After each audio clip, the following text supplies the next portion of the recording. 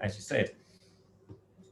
Just started recordings. If anybody objects to me recording, what I'm planning to do is just record it and I'll package it and I'll stick it out on YouTube for anybody to catch up later on. So, but I'll always ask at the start, if anybody objects to me recording it, say so, I won't record it. But considering we're missing 50 people, yeah.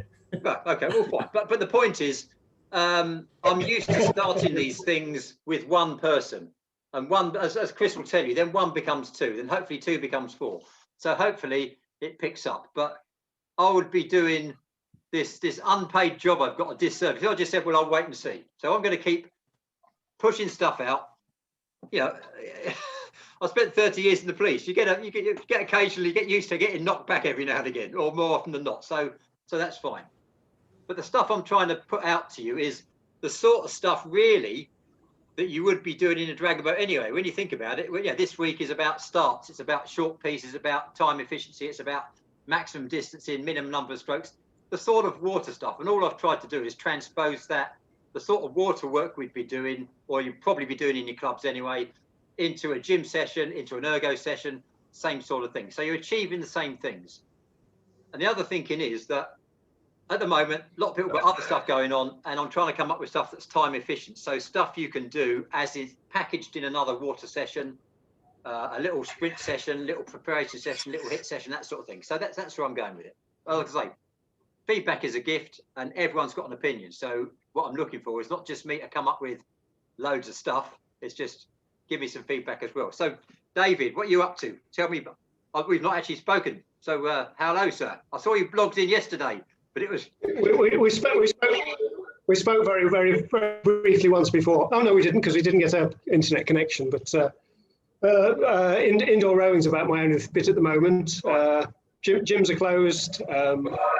The boat club, which is Discovery Bay, that's restricted on getting out on the water. The beach is closed and everything. So it's there's no water sports, there's no anything like that. But as to your comment as to whether we should continue, yes, I agree, because I mean, what could happen is even if it doesn't happen in November, it could be postponed till, say, just by 6 months, and then you would have a very limited time to prepare.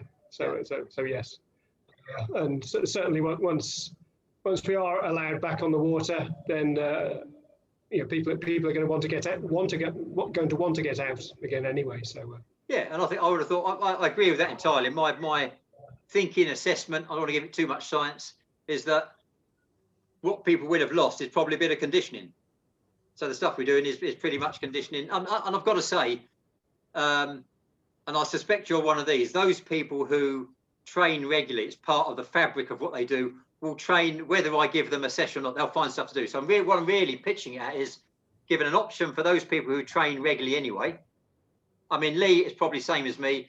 If the beaches are closed, you know, I'll stick a boat on a roof rack and I'll find a patch of water. In fact, yesterday I was on the Grand Union Canal and I could only go 25 meters. It's frozen, so I have to give up. But apart from that, you know, but those are sort of exceptions. I'm really pitching at those who need a bit more pushing, incentive, that sort of thing. Yeah. And the other thing that I'll say while I'm thinking about is, yeah, a few people said to me, you know, I'll see you into week 3. Now, week 1's only 12 and a half minutes worth of work, but do I have to catch up? And what I don't want to do is create more stress for people. Say, no, I have to catch up week 2, week 3. What I'm saying is, if you join one of the challenges, you join where you join. It's a rolling program. There'll be more next week. There'll be more in the pipeline, don't worry. And if you want to go back and do week 1, 12 and a half minutes worth of work, go and do it, fine. But I don't want to, when people have got a lot of pressure on at the moment, I don't want to be giving people more pressure, because that will actually push people away rather than drawing them in. So that's where I'm going with it. That's the thinking. Lena, hello, Lena. I know you're on mute at the moment. What do you think? How's it going with you? Is Lena there? Yeah, I think her mic's off. Okay. Sorry, guys, I'm at work still, so can you hear me? Oh, right, okay, fine. And trying to work Zoom on my phone doesn't always happen. Okay, just if you can, yeah. How's it going? How's it going with you generally? Yeah, not too bad. So another one in Hong Kong, and as already mentioned, yeah, everything's pretty much closed. So, but yeah, I think again, as all have mentioned, we're the kind of people who want things to do. Actually, my club, so Smugs, we've got a challenge on this month, Right. various workouts. Yeah, for those of us mad enough, get up Lantau Peak as quickly as you can. Yeah. We've got a step challenge going on. So actually, we've had a lot going on in January, or, you know, kind of in our world. And it's, yeah, what next? And I think just having that challenge, especially at the moment when, you know, we don't know when things are going to open again, how long it's going to be, but just to have something keeping us occupied. Yeah. And something to strive for. Yeah. And most clubs, I'm going to say most clubs, a lot of clubs, not all, have got this sort of stuff. We started something last year. We called it the Flying Fish Challenge. That seemed to sort of pick up a bit. And lots of clubs do it. Clubs in Ireland doing it. Clubs all over the place. But it's just giving people a focus. And some have gone on and great. They're doing other stuff. And one club has actually kept the same bloody challenge going for a year. They keep just changing it every month, which is fine. Because at the end of the day, they're keeping their team together. Because there are a lot of people thinking, well, will there ever be a return to dragon boating? Who knows? Who knows? I mean, that's a bit speculative. They'll return to something, but you see what I mean? It's just everything's in the air. Okay, fine. Arvind, how are you, mate? Yeah, not too bad. I don't think we have kind of spoken before, but I guess for me, like, I'm another one from Hong Kong, and yeah, we've been trying to. I'm generally quite been doing a lot of trail running, and like a lot of hiking kind of trails in Hong Kong. I guess with gyms and all closed, you can at least try to get out and be outdoors. Yeah. But also the weather's been pretty good, so I've been on my bike quite a bit every Sunday. And that's one of the things which they haven't stopped with. You can still go do group bike rides, right? There's no one stopping you from doing that. So there's a bunch of us, take the bikes out every Sunday morning, do a nice big ride around Hong Kong Island. Brilliant. So yeah, so generally been, it hasn't stopped being quite active doing all this trail running and cycling and stuff. I guess the only thing is haven't been on the water. So I normally do quite a lot of outrigger when we're allowed to be on the water, but I don't have my own private boat, so I've got to rely on club boats, and with all of that being kind of shut, that's the one thing. Haven't been on the water now for a good part of 2 months. Yeah. But how have you found, has your conditioning slipped, or you, I mean, if you're out on the bike anyway, the chances are you're doing sprint sessions, hit sort of stuff anyway, yeah, or no? Yeah, exactly. Like, I don't think I've seen anything kind of go down. Like, still, like, weekend rides are somewhere between 75 and 100 kilometers on Sunday mornings. Hasn't really dropped. Quite hilly around here, so you get your kind of the big climbs that you have to do. So kind of the routes that I take are usually quite hilly. Okay. So, yeah, no, it's been okay. I don't think I've seen any drop off. But like I said, I do it pretty regularly anyway. So but if that's, like I say, if that's your routine, then you'll find that routine anyway. Okay. Exactly. Okay then, let's talk a little bit about technique then. So, I mean, I've had a conversation with Lee. I've worked with Lee before. I've worked with Chris before. There's a very, very few couple of minor variations that myself and Lee would talk about, but nothing that's really significant. It's the sort of stuff that you would flesh out in the boat, and you'd sort of test and adjust. For example, I prefer a higher top hand. Lee is more, you're pulling with the same muscle, the lats. You're either engaging it from the top there because it inserts here, and obviously if your lat arm's down, and then Lee's more for pulling with the core, which is probably more an outrigger sort of style. I'm not going to die in a ditch over that, and we can work it out which is the best in the boat, if you know what I mean anyway. Yeah, which is the fastest. At the end of the day, you measure everything, test, adjust everything. If one is faster than the other, then go with that. And the chances are, if I sat in a boat with Lee, and I've done this anyway, a slight minor difference in styles, then I've done a race in Shenzhen with Lee. I think I was sitting next to Lee. There's no, it really is so minor that it's not even perceptible. But David, let's put you on the spot. Talk to me about your style of paddling. If you were instructing me, what would be the key points? So where do I want to be looking? Just general speaking, because this is interactive. So it's not just me saying do this, do this, do this. I do loads of videos. Go on. So how do I want to paddle?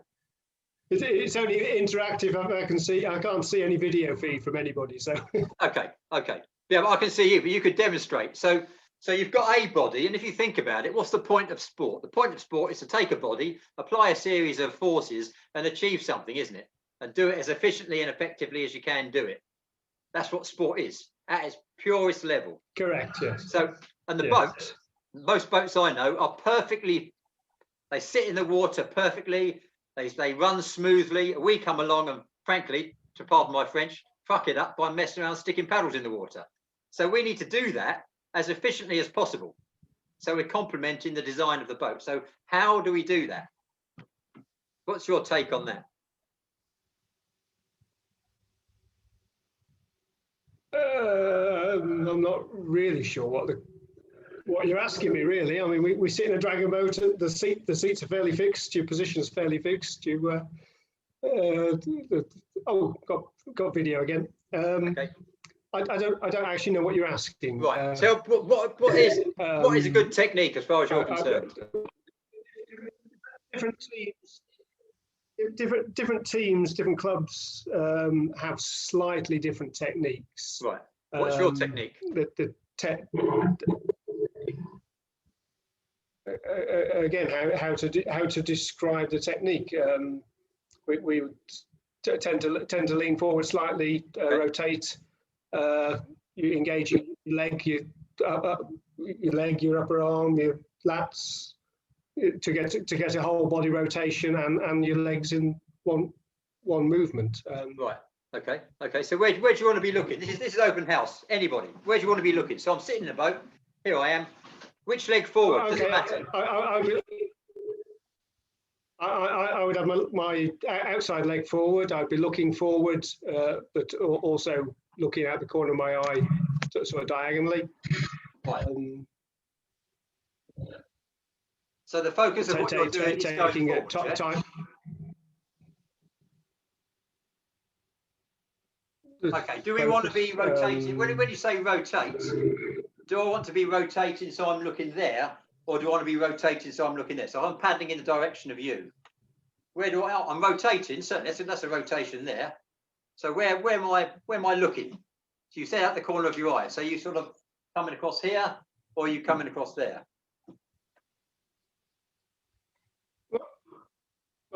I haven't got video feed, but my head's going to be staying fairly still, right, facing forwards. It's my body's going to be rotating around my spine. Right. Okay. So basically you're rotating, but you're still facing. Are you still facing forwards, or are you rotating the whole body to the side? My head's facing forward. My body's rotating. Okay, so the concept holds true. Future water. You're looking where you go. Okay, got it. Okay, fine. You mentioned the top arm. You sort of raise your arm there. So is it a big A-frame, or is it more flat, or what are you looking for with your top arm? Is it like a locked out rigid, bit of a soft bend? Is it down here? Does it matter? So if you sort of demonstrate because I can see you. So if you demonstrate what your top arm is doing.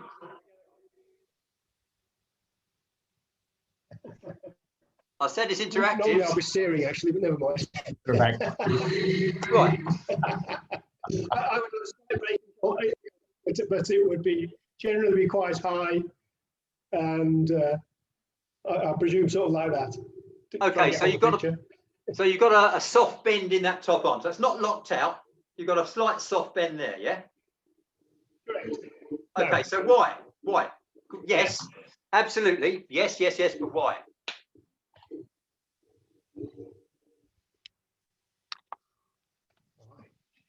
Anybody? Chris? Anybody? That's how we... Sorry, I missed. So we're talking about this. We're talking about a top. This is my paddle simulator, piece of pipe. So what we're saying is we're not locked out here. We're not down here chicken wing. We're sort of somewhere here. So we've got a soft bend in the arm. Yeah? Yep. Why? Because you do the same thing, but why do you do it? In terms of the soft arm, the soft bend, the slightly broken bend. Yeah. Because for me, if I'm completely locked up, then I'm going to start actually losing balance down my lats and my core, because I'm now so rigid. Oh, everybody else seems to have frozen. Oh no, sorry, I'm moving now. I can see it. That it can allow me to then flow with the stroke. If I'm completely locked, I feel so rigid that the movement is very mechanical, rather than being able to twist in, and then apply the power. Right, so you need to be engaged, and tell me if you agree, you need to be engaged, but not so, if you're so locked out, it's like that battling robots toy from the 80s. If you're so locked out, you've got to be flexible. You've got to be flexible enough to come forward. If I'm locked out and I'm trying to reach, I can't reach. All I can do is flex there. And if I'm too locked out, all I'm going to do is kill the catch straight away. So I've got to have sufficient flexibility to get that front end, yeah? Okay. But the other reason, we mentioned about the lats. Chris, yes? Oh, I was just going to, because you're moving, I was just moving on very slightly. And from what I've been doing with people here and what I can then reapply back to myself is actually working a lot with that bottom arm and using, and that sort of push and punch forwards with that bottom arm. I'm finding with age, the rotation, you think you're rotating, and maybe you're not rotating as much as you could be.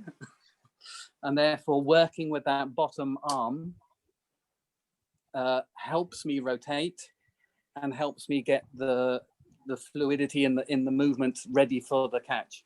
Okay. So I was just going to say, so you're starting with the top arm, but then also you're working a lot with this bottom arm, getting everybody to time with that bottom arm. Right. I talk about the concept of drawing a sword and pointing a bow. So if you think about those two, if I drew a sword with this hand, I'd draw it in that direction, yeah? Fairly vertical. It's not flat. This is the American East Coast style, a really flat recovery. So it's this sort of thing here, yeah? And if you imagine my hand here is connected to my hip. So as it goes, that goes forwards, yeah? So this is called, this is, in my mind, this is creating the hip rotation. And I'm initiating what David is talking about there with this body rotation. It's not a big 1980s, look at my partner on the inside. It's initiating that. So there we are. We get to this point there, where we're engaging the hip. And at that point, this hand takes over. Yeah. So I'm pulling and then I'm pushing. And that becomes the point, the bow bit. So I'm initiating with this hand, and about this point here, that takes over. And that lays down, to my mind, a nice, efficient stroke. Yeah? I mean, this is my proposition. Lee, what do you think? Because there's a slight variation in the way you do it. Look, everything you've said, I've used in the last 5 years. You know, I've done the same thing. Generally, when I've been coaching the last sort of 3 to 5 years, I have to take a lot of people out of rotation. All right, and don't take that in the wrong context. When I say that, because of sort of the last 15 to 20 years, like you said, in the 80s, people do an immediate rotation, and that swings their neck up high, the head goes up high. Usually they look between the arms and they're in this position. And now that I don't use that anymore. Now it's more, it begins with a hip motion, which is more hinge from the hip forward. So your body's going forward and incrementally going into a rotation at the end of the stroke for the purpose of getting the blade vertical on entry. But the blade has to be vertical on entry and for the power phase, right? So if you work backwards from that, right, what you're trying to achieve is to get the blade there, because at the end of the day, you are, for all purposes, doing a pole vault over. So the blade is made specific and has to be vertical. That is where all your power is coming from. A lot of wastage, or a percentage of wastage on the catch, is when the blade comes in at a very slight angle. I mean, other people talk about slicing it in, and again, that's fine as long as the blade is vertical on the drive. So with regards going back to rotation, yes, there's rotation, but the way that you say it and the way that we want to put it forward, I think we have to be careful, because people either do that when they should be doing this, all right? And then going into a rotate, and all the way through the stroke, your head should be dead straight. It should not move. Okay? I'll tell you what, I'm so glad you mentioned that. We couldn't have scripted this better, and I'll tell you why in a minute. But just let me rewind one point, just to confirm. I know what you mean. When you're talking about vertical, do you mean vertical there or vertical there? No, I'm talking, on the plane. So, I mean, the blade's going to be going at like a semi 45-degree angle or at an angle, but it's going to be vertical to the bow, all right, or or parallel to the boat. So when the blade is under power, the blade will be square on the water. Right. Okay. Absolutely. So when the blade is under load, so fully loaded in the water, it's tracking back perpendicular in terms of, or parallel to the center line of the boat, and perpendicular. Right, fine. Yeah, it's perpendicular to the boat. Yeah. Now, some of you, I mean, Lee, obviously, any people of you will have heard of a bloke called Johnny Pourkier. I had the privilege, really, to get a one-to-one lesson with Johnny Pourkier in Singapore in. How'd you manage that? Quite difficult to lock down. And this is exactly a question, exactly I asked him. And what he said was, same as Lee, I don't teach lean anymore. I don't teach twist anymore. What he teaches, and he said exactly that. If I talk about twist, people presume it's like this big, you know, when Dragon Boat first started, you sort of had this idea that the boat's going in that direction and people do a big twist and look at their neighbour. They're not even looking where they're going. And they sort of reach over here somewhere thinking it's a good stroke when in fact they're outside their limit of strength and dexterity.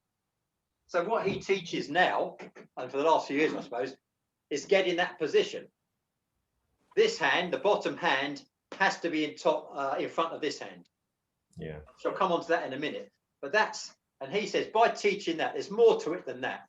But he says, by teaching that position, people will naturally find that pretty much right position. It's easier for me as a coach, that's him as a coach, to adjust that position rather than somebody thinking lean, as Lee says, is this big, ridiculous over rotation. Think about what your spine's doing when you're up here. I mean, to think that I did that for so many years, no wonder I can't walk. You know? Yeah, Chris knows. Yeah. Yeah. Yeah, it's kind of weird, but yeah. No. So things are slightly changing in with that respect. All the fundamentals are all there. You know, all the stuff that we've been doing for years is all the same. But I think the way we look at it has to change slightly. With that's one aspect, is the rotation, for sure. This is it's such a minor point, and it's a you know any coach you'll come across will have some coaches you'll have a series of 5 tools, and they only use those 5 tools. As far as I'm concerned, coaching is about having a toolkit and having the ability, the engineering ability to manufacture a new tool for a new situation. And one of those is this entry point. Now, clearly, we all agree, everybody agrees, the manufacture of the blade, whether it's an outrigger blade or a dragon boat blade, when it's fully buried, under load, it needs to be tracking back parallel to the center line of the boat, perpendicular and parallel. Yeah, absolutely.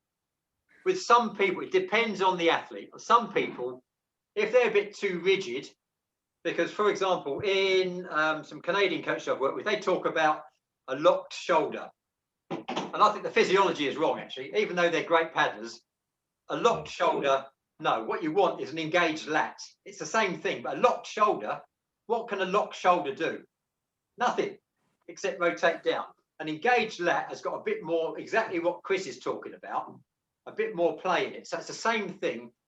So when you get somebody coming in absolutely rigid here, and they try and move that aside, or they're looking over the paddle or whatever, what I sometimes say to them is that what I'm looking for you is to loosen it all out a little bit, a very, very, very slight angle on the entry, which keeps the lat engaged, and then when it's under power, it comes back parallel. So that depends on the individual. So if you hear me talking about that, don't think I want people doing a sweep stroke. It's just to keep, it's a coaching tool to keep the lat engaged, or keep the lat engaged rather than locked. Because what you get people doing is, you know, it doesn't matter how many times we say things to people, they will hear what they want to hear. And you've got to sort of uncoach it. So if somebody thinks, right, I want a lock stroke here, clearly I want to be coming back parallel and strong here. So what they try and set it up here, you know, and it's like they can't go anywhere. So you've got to be loose, sufficient, engaged, land it, do your touchdown, do your big volleyball spike, and then I talk in terms of Jekyll and Hyde, if you like. So it's nice, beautiful, elegant above the water. When it's in the water, that's when the power comes on, not before.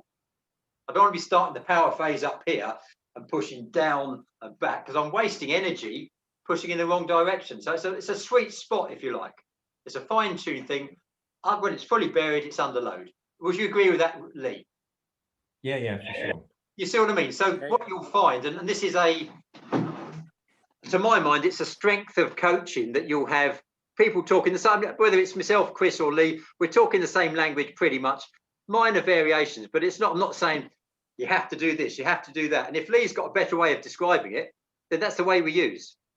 Or Chris has got a better idea, that's the idea we use, because that's what it is, isn't it? We're trying to get this boat to go as efficient and effective, fast forward as well as we can. And any person professing to coach who's coming in saying, I've got all ideas, might as well give up. Yeah, that's just the way, it's the reality of it. Okay, so we'll say this is not the only session we'll be doing talking about technique. Let's just talk a bit about top hand. Anybody, what's happening with the top hand? What should the top hand be doing? Should it be loose? Should it be flexible? Should it be locked out, as in flexed that way? What do we think about the top hand? What do you think? Chris, what do you think about top hand? What are you doing with your top hand? I'm just grabbing my belt, trying to think what I do. It's one of the biggest crimes against paddling, top hand. People talk about top hand a lot, top hand drive, but they don't actually talk about what you're actually doing, how you're gripping the bloody thing. Yeah, so your sort of wrist has got to be fairly locked so that energy that you're bringing from your lats is being transferred to the paddle. Okay. So you don't want any fluidity and flexibility. Right. So there's the a locked wrist. So we call that neutral. That's a flexion up and down. That's a flexion laterally. So you want a fairly solid unit, yeah? Yeah. So pretty straight, yeah. Yeah. Okay. I mean, potentially, if I'm up at the top of the stroke, then there's actually there's a slight.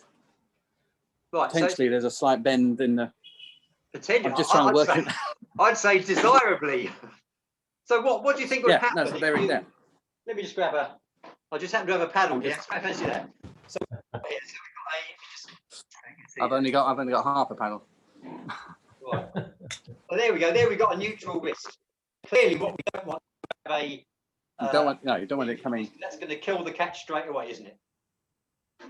How about having a flexed wrist? No, it should be straight. I think straight. I'm just pretty straight. Maybe there's a slight, but pretty straight. You might flex it on the recovery, but then it doesn't matter in the recovery. Right. What I'm getting at is, Chris, have a look at your paddle. Look at what they're doing, because in the last couple of years, the way I've found to kill the catch is to roll the wrist. And what they do very often, it might be nice flexing here, nice movement with the hip here, but as soon as it's in the water, rather than maintaining that, I actually paddle slightly cocked these days, not all the way through, but initially just to create and maintain that positivity. So I lock it and then it loads through, and I try and get it down in the same way that goes from positive, hopefully, to neutral. That goes from flexed to neutral. To neutral, yeah. Same one to the other. This is one thing I've found works for me, yeah, because people who have a tendency, it's a coaching thing, who have a tendency to touch the water and then roll straight away. So they'll get a little bit of drive off the front end, and then the wrist will roll. They kill the catch, and a third of the way through their power phase, the boat's actually paddling them. They're no longer the boat is no longer under power from them because they've lost it. And this is John Pilkey talks about slippage. Lots of people talk about it slipping through the water, and the best way that I've found to let the paddle slip through the water is to roll the wrist.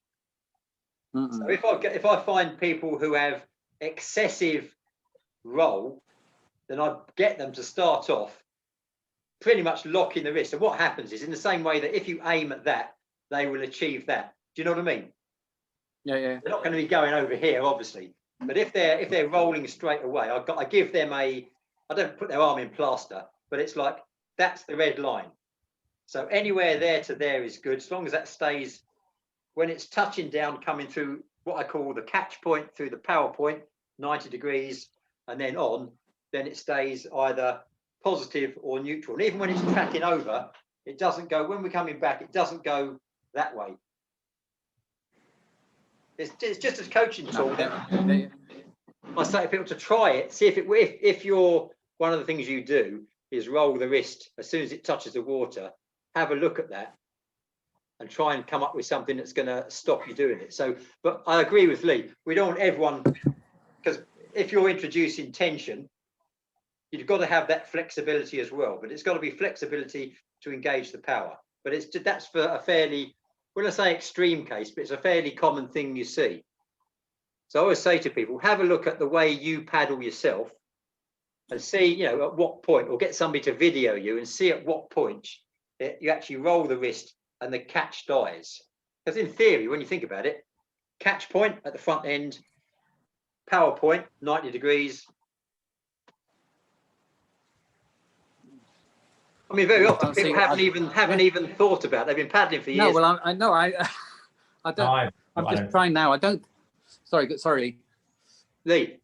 No, so I haven't even thought about the wrist thing ever. And if I see it in someone else, I notice it and I tell them, and I say, what's going on there? And they're like, but I think you should always feel comfortable about what you're doing. But some people don't. I mean, you know, and it has to be pointed out. But if you ask me, it's never been put to me and I've never really noticed. So right. It's wherever you find it the strongest at any particular point in your catch phase or your power phase, really. Yeah. It's just the way I see it. Yeah. Okay. Yeah, I mean, if you roll it, you're going to lose part of your catch. I mean, it's definite. Yeah. Okay. I mean, as you say, ultimately, you're all that energy, whether it's from your leg drive coming up through your core and your lats, you're trying to transfer all of that energy, all of that power into the paddle. So anything, like you say, if your wrist is rolling or whatever else, then it's making sure that transfer is as efficient as possible, and you're not losing any of that power and energy in anywhere along the stroke. I think this is quite important, because it's what's the most important thing about this. It's not yes, no, it's the discussion to say, well, why do you do that? How do you do that? What benefit do you get from it? If there's no benefit, don't do it. Because I know, frankly, too many coaches say, do this, do this, do this, do this. And you say, why? Because I'm the coach. Well, that's not the way we do it. You know, yes, we've got, you'd hope we're doing this job. We've got a certain amount of knowledge, a certain amount of experience and stuff that's worked in the past. But, you know, always somebody will come and say, well, why don't you do this? Why don't you do that? Okay, let's give that a go. You see what I mean? Once you decide what your stroke is, then you do that. You don't change when you arrive at the championships. You don't say, right, we're going to do the major 500 final now. Let's change the stroke. No, I'm not talking about that. I'm talking about this test and adjusting phase where you're talking to people. Okay. Lee talked about sort of catch point, power point. What do we? This is what happens at the catch? What is the catch all about? Because if you're into the physics of it, when the paddle's in the water, when the paddle's at 90 degrees, if you go into the sines and cosines, which I'm not going to go into, the physics of it is my body, whatever power I can deliver to the water, I can make that power most effective and efficient when that paddle is 90 degrees in the water, as in 90 degrees that way and that way as well. So why don't I just come straight in at the catch point, at the power point? Why do I waste time with all this catch stuff up here? Why don't I come straight? If that's most effective, why don't I come in there? Dave or David? Doesn't matter. It doesn't matter. Okay, right. Oh, I've actually got a picture. It doesn't matter what I call you, or it doesn't matter where you come in. So what? It doesn't matter whether you call me Dave or David. Okay. If that's most. I've actually got a picture now. It's the first time. Well, that's the maximum power point, isn't it? But the whole thing is part of the stroke. It's But why do you come in, if that's the maximum power point, why don't I stick it straight in there and then pull from there? What's the point of the catch? As in that portion, be it 30 centimeters, a foot maybe a bit longer. What's the point of that section? So I could talk about the catch point. So first touch to fully buried, the power point, which is where you can. I suppose the opposite answer is that if you start at that point, then you're tailing off. Yeah. Okay. As soon as you're at that 90-degree point, you haven't actually got a lot more power in that element, have you?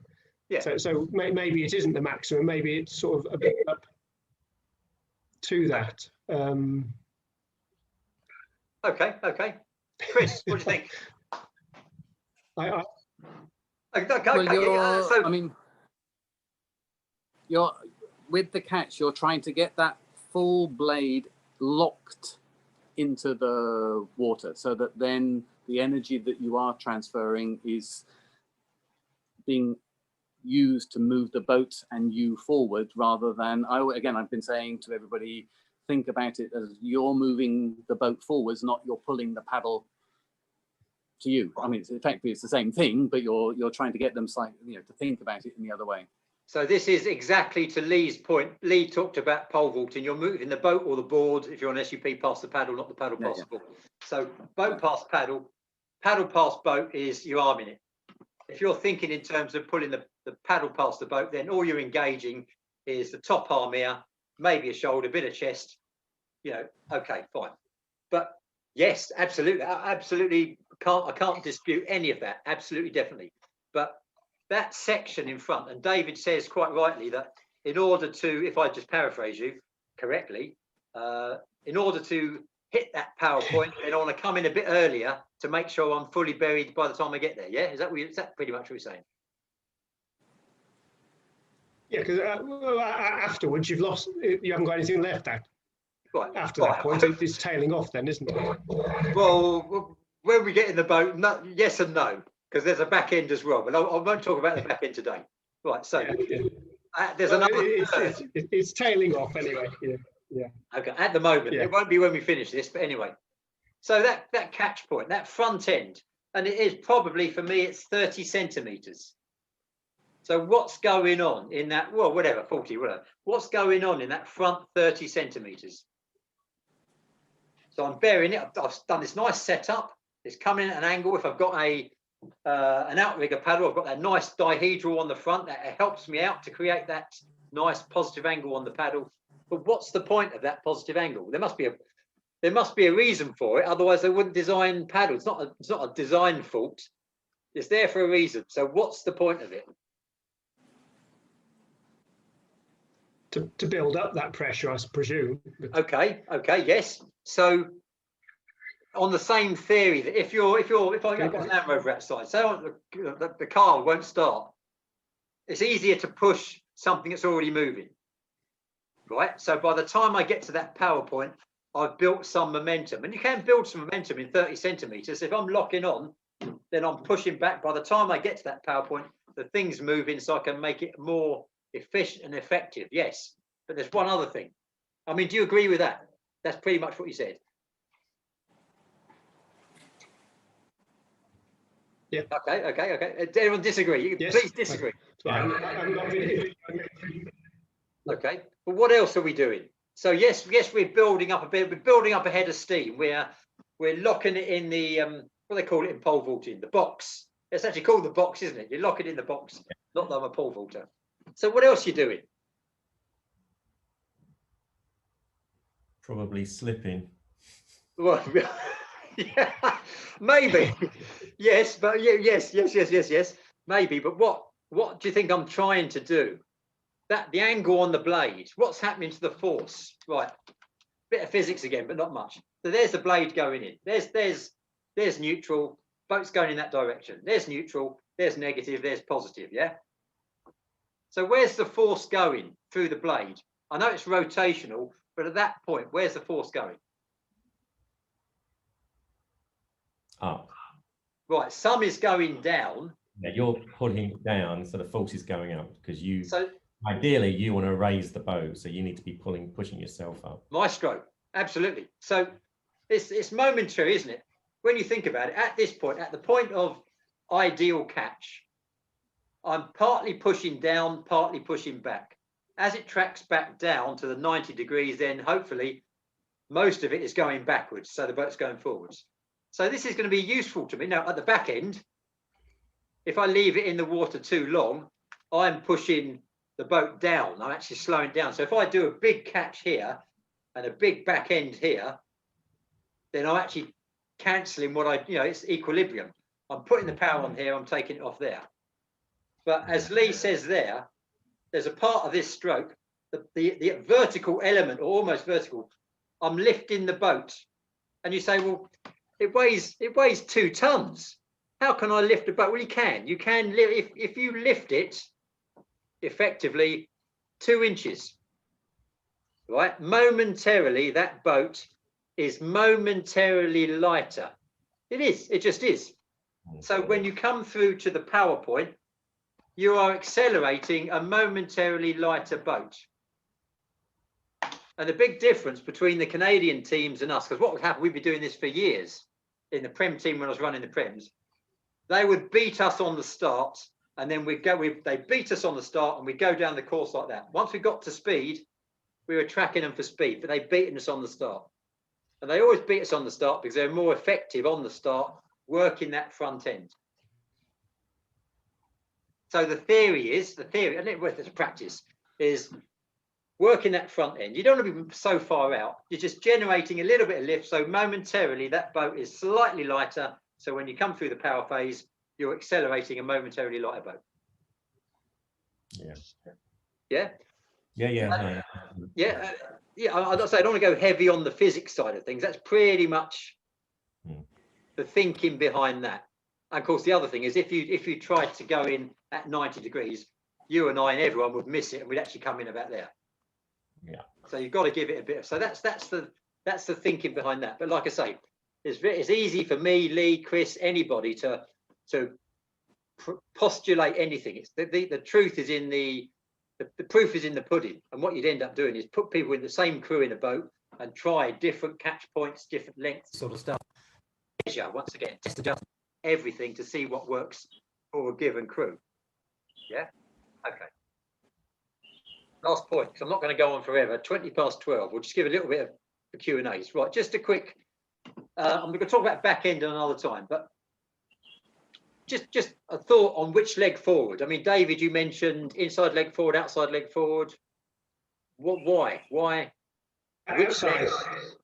Outside. Why? Yeah, fine. Well, apart from the fact the boats are designed with a footrest there for you to lever on, it's more directly in line with if you're up there and paddling on the left, it's more in line with your leg. You try and transfer the load from your leg into the boat, or the whole sequence. It's more in line. If you try to do your inside leg and paddle on the outside, you've got a big twist motion or something like that. Okay. Chris, any thoughts? Well, we did. I think where was it? Kunming. We were doing the inside leg forwards, and then I got used to doing that. And then Thailand, we went back to the outside leg. And I personally prefer the outside leg for a little bit from what Dave's saying, in that you feel like the transfer of that energy and that locking yourself into the boat and the power that you're exerting on the blade, you're able to use that leg as part of the leg drive, and it's all in the same direction. Yeah, Lee, any thoughts? But having done both, then you found it, you could make it work with both. I tell you, sorry, Chris. Yeah, what I actually do myself, and I never used to do, but probably done it in the last 10 years of my dragon boating, is during the start piece, I would always have the outside leg out, inside leg under the seat for the power drive of the start, heavy momentum. And then as soon as the start piece is over, I'd actually put both feet out front. And don't ask me why, it just feels stronger. It feels not easier, it just feels like I can get what I need to keep the chug going, like the middle piece of a dragon boat race. And then I would actually go back to outside leg somewhere, sprint at the end. And I think that's a lot of that is to do with, again, going back to lifting the boat in the start. And once the boat's planing, you can sit back, take a slower rating with a heavier stroke, a stronger catch, which will be your chug piece for all intensive words. And then when that chug starts going into a faster and faster chug, you're going back into a sprint. The movement of your body and just the whole physiology, I end up going back to one leg out. And also my ass is fucking killing me somewhere along the line. So and it's about comfort. I mean, it's about comfort. Yeah, absolutely. I mean, I do. Well, I don't do both legs back. Sorry, Dave, go. I was in response to Lee. I always go with the outside leg forward, except for the sprint piece. I quite often will go both legs forward on the sprint piece at the end, but I'll have adjusted my body weight so that I'm right on the edge of the seat, so I'm actually leaning a lot further forward on the sprint piece. But that's just me, I think. Okay, another. I mean, two things. I've measured these on data paddles. I do all three, in fact, especially in an outrigger. I do inside leg forward, outside leg forward, both legs forward. But even though I've got both legs forward, I've still got a leading leg. I don't push with both. That's true, yeah. There's still a lead. Definitely. When I say both out, there is a leading leg for sure. Yeah. It's what just I've found, straighter. Yeah. What I've found is biomechanically, I'm stronger with my outside leg forward, but I'm less stable. Yeah. So the downside to that, if you're a steerer, is if you have an unbalanced, but if you've got a perfectly balanced boat and I've got, say I'm paddling with Chris or paddling with David or whoever, and we're balanced, we can cancel that out to a certain extent. If we're creating too much roll in the boat, then somebody's got to correct that, and that's usually the steerer. And what I really want the steerer is to be running down a straight course with the stick out the water, because all the steerer's doing is creating drag and a bit of steering every now and again. But so we teach steerers to take the bloody thing out the water, and create less drag. So I'm stronger there, and it's a couple of data paddles are measured in kilos, not newtons or watts for some reason. But I'm stronger there, but I'm less stable. If you think in terms of C1 sprint, high kneel sprint, the other leg's forward, and the reason they do that, because it's a more effective and efficient in terms of body. So if you go to the line of saying, what we did in Kunming is each paddler needs to be an independent and efficient paddling unit by and of themselves. I've got to say the Kunming Open team was probably the most balanced, physically as opposed to psychologically, as a joke, by the way, but it was the most balanced team. And we had a situation where we had, I think, 24 or 26, and any two we could have paired in and the boat performance. That was absolutely amazing, actually. And we got into every major final, so I'm not surprised. But so I'm slightly less, I'm talking about 2 kilos. So I'm 31 kilos here, inside leg, outside leg, 30 kilos there. So over a longer piece, I would do the same as Lee. I would start off inside leg forward for the power piece, overloading on the start, into the transition. And if it was a longer race, maybe K, 2K, I'd go to inside leg, so I'm more balanced, and then finish off inside leg. So the point I'm making, and this is the last point today, that it's not about you have to do this. Once you decide what you're doing as a crew, then you all do it. But it's about looking at why somebody would do something and testing and adjusting stuff yourself, and thinking, well, so Lee's saying, well, I'll go to both legs forwards, because one, it's comfortable.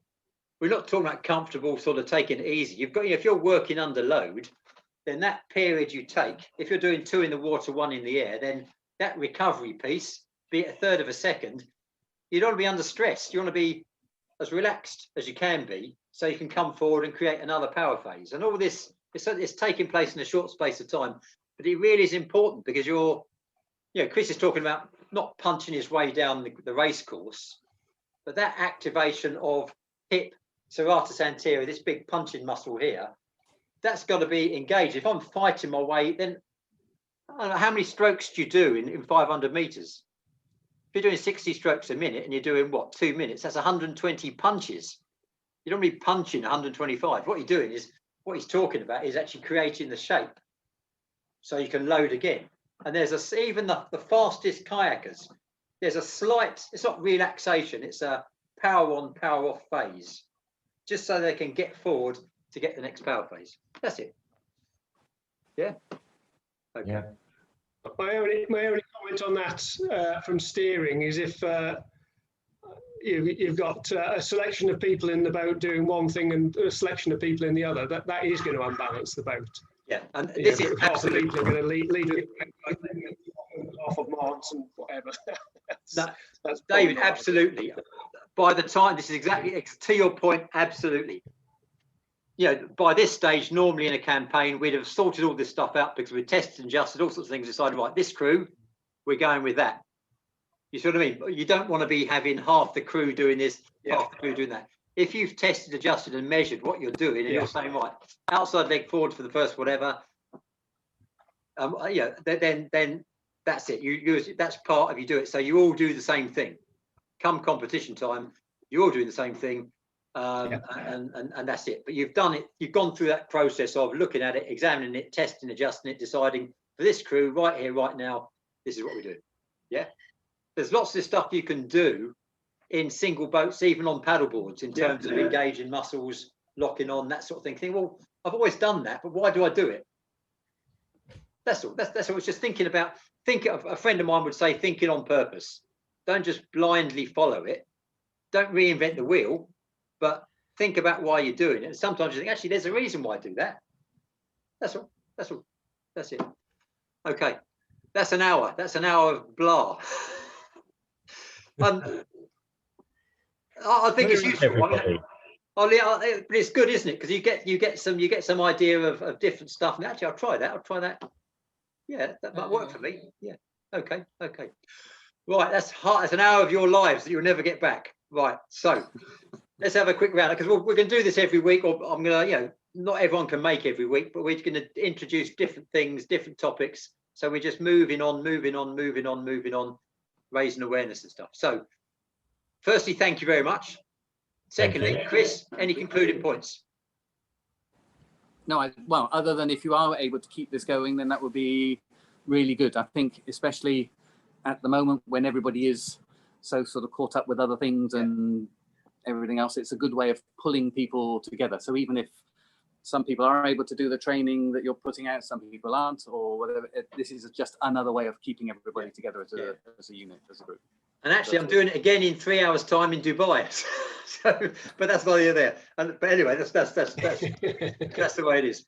Not exactly the same. Lee, any concluding points, mate? Good to see you again, obviously. Yeah, you too. I was actually quite looking forward to sort of, for the first time, meeting a few of the people, because there's a lot that I don't know. And so it'll be nice to see a few faces come on as we grow each week or each month. It will. You've got to, the point is, Chris will say anything. I'm not saying this is entrepreneurial, but you start small and you build and you build and you build. And the people who sell it's not me. I can make YouTube videos. I can do this. The people who sell it is you. It's the paddlers, isn't it? So if David and Lena like it, they'll tell other people. That's it. That's the way it goes. Well, and yourself as well. Yeah. David, thanks for that, Lee. Always good talking to you, mate. Dave, too, mate. Thoughts? Guys. Yeah, a bit like Lee. Nice to meet a few other people. I know Chris quite well. Hi, Chris, and meet a few of the other people. So try and build on it and look forward to getting on the water, really. Yeah, well, yeah. Okay, fine. And lastly, Lena, I know you're still at work. Any concluding comments? If you can sort of sneak I'm really struggling. Say again, Dave. Sorry, I missed that. So I'm really struggling with the Wi-Fi. I haven't got video and I can't see half the people. So it's, Lena. Yeah, and like as I say, likewise, yeah, just following at work's not been the easiest thing, but and I'm very rarely able to get out before 7:30. But I think, as everyone has mentioned, actually, it's a good way to just keep in touch and Right. yeah, be reminded that we're all out there raring to go. So thanks very much. Okay, no worries. Okay, well, so I'll stop the recording now. I'm gonna stick it out on the YouTube and I'll send it out. So if you're a glutton for punishment, you can listen to it all again. Okay, have a great day. Thank you, everybody. Talk to you soon. Bye. Thank you. Catching up. See Thanks you. a lot. Bye. Thanks. Bye. Bye.